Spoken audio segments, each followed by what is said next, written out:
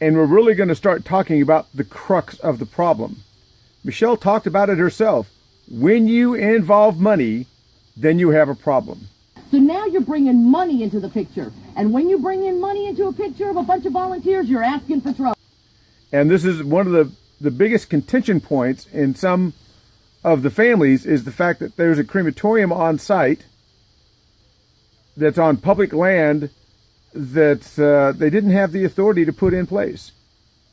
Cemeteries have a business on them like there is today. That's unheard of. Well, honey, that's actually the law. Okay, this guy right here, don't know who he is. Mark is off screen, and Mark's talking about the crematorium. And he's talking about the fact that not many cemeteries have a viable business on it that is bringing in income. Don't know who this guy here in the arrow is, but listen to what he has to say. Well, honey, that's actually the law. But that's help clean up. How are they paying taxes on the building and stuff like that? I think discussions like that shouldn't be like in a big group. You guys could get together and discuss all that. Yeah. So again, he shouldn't be in a big group. You guys should get together and discuss this. He's trying to derail it. I honestly think this guy came in with Michelle. So I was just wondering, we've been here a long time, and we've been having to connect. And again, he's motioning and he's saying there's too many people here. How can you have too many people when you need to have a legitimate discussion? There's something here that is being hidden from the membership. Now watch what this guy does. He's going to turn and walk away and leave the crowd.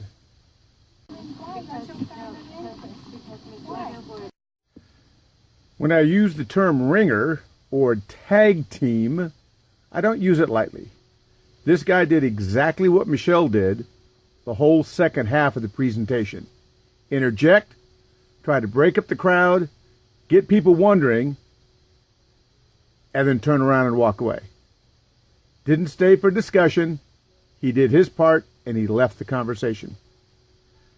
Let's take a look at a document that after a lot of discussion about how the crematorium came to be, that Michelle acknowledges that they probably didn't do it legally, but who really cares? This is an email that Michelle Boland Hanley wrote on 4/21 of 2018. Okay, I'll read the line here. It says, I know much of this involves around the crematory, but that was 20 years ago, and the people actually involved really thought that they could do that.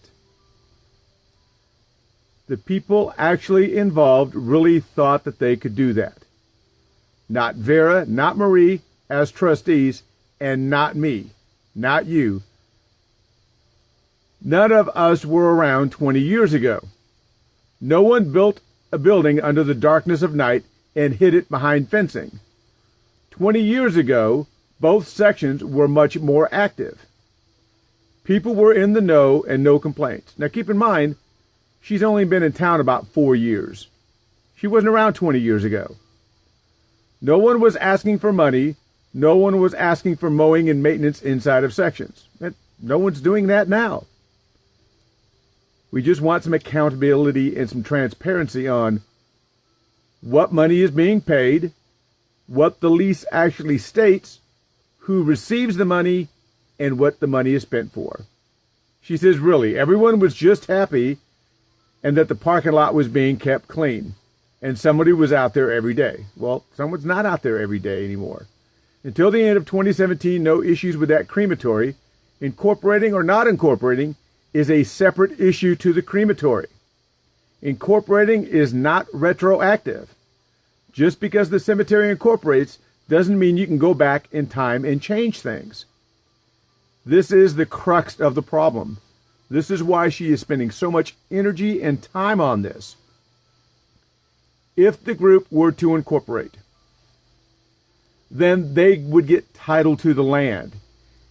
If a board of trustees had title to the land, then the board of trustees could call into question the lease that was done at a kitchen table 20 some odd years ago, granting them 50 years of use for $100 a year.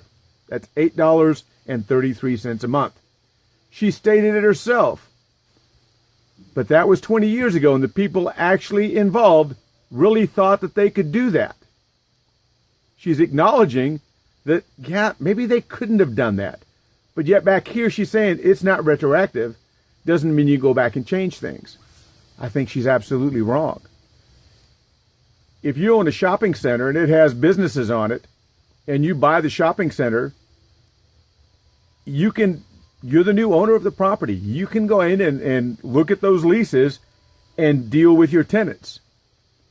She recognizes that this crematory was put on land that was dedicated for public burials, and that they didn't have any legal permission to put it on there. He's had a good run. He's made a lot of money. Mission Funeral Home continues to have an income from the businesses run out of that crematorium, but they don't want anybody to incorporate, because if you incorporate, then you have the legal title to the land, and then you can question what's going on in that crematorium, what the deed is about. And then at that point, you should be able to renegotiate the lease, and I'm sure it's going to be more than $8.33 a month. This is what Michelle does not want to happen. This is why Mission Funeral Home spent so much money, time, and effort to push through the vote and to get as many people acknowledged as plot owners, 131 of them. Over in the Hispanic side, I don't think there's 131 spaces left. She refuses to show that information. She refuses to show where she ran the ad for 30 days. We know it was in the newspaper a couple of times, but not for 30 days. It all has to do with the crematory.